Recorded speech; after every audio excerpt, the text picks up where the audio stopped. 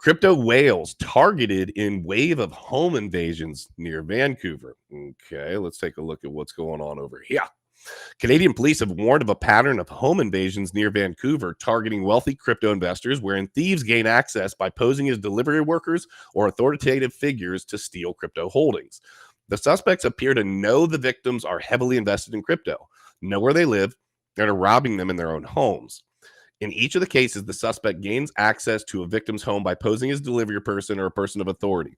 Once they let them in, the suspects rob the victims of information that gives access to their crypto accounts. Let me pause real quick right there. I'm going to pull this back up in just a second. Gentlemen, we are a face, a recognizable human beings that are in crypto, that have made some money with crypto, whether it's tens of thousands or fuck. Exactly. That's what I'm getting at, right? So I'm broke, just to be clear, everybody watching, no money over here. But I want to throw this out there, okay? First of all, you come to my house, wrong freaking house, right? And I want to ask you guys, and I say that, but this might sound paranoid. I don't know. I was in the Marine Corps, I'm vigilant, right? And I have all of these different safeguards regarding just my home, my daughter, my wife, right? I think obviously that's number one. Crypto then, can come after that. Right. But do you guys have any particular safeguards or things that you keep in mind, and just being smart about your crypto assets? There's a lot of people, and I'm not just talking about getting your door kicked in. I'm just saying, as a whole, I have protections in place for that.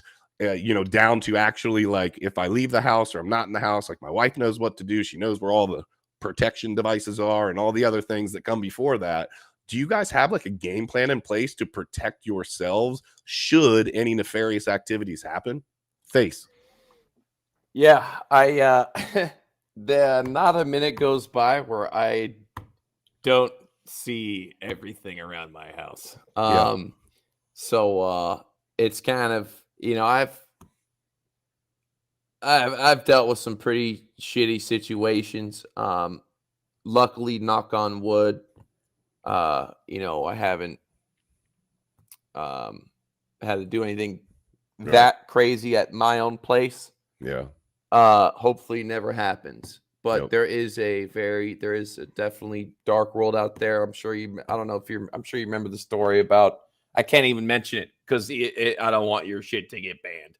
But there was one particular very, very bad, evil group of people that commit the worst ultimate sin. And I had to deal with some of that shit.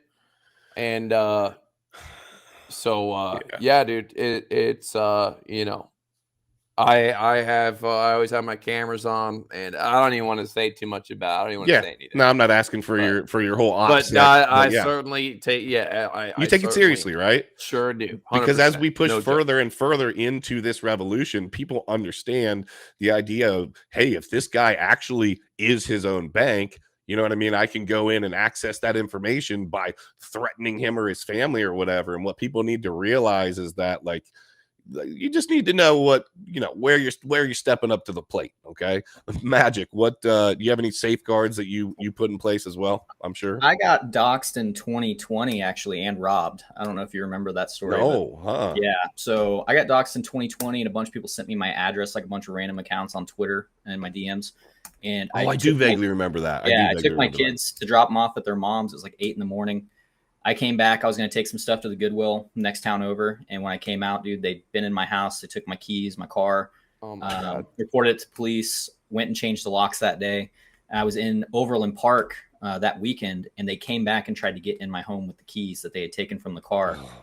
They recovered the car, and it was completely stripped out. It was it was just a modded out Golf R. It wasn't anything that's too exotic, but it was a nice car. Yeah, it was your car. Who cares? Yeah.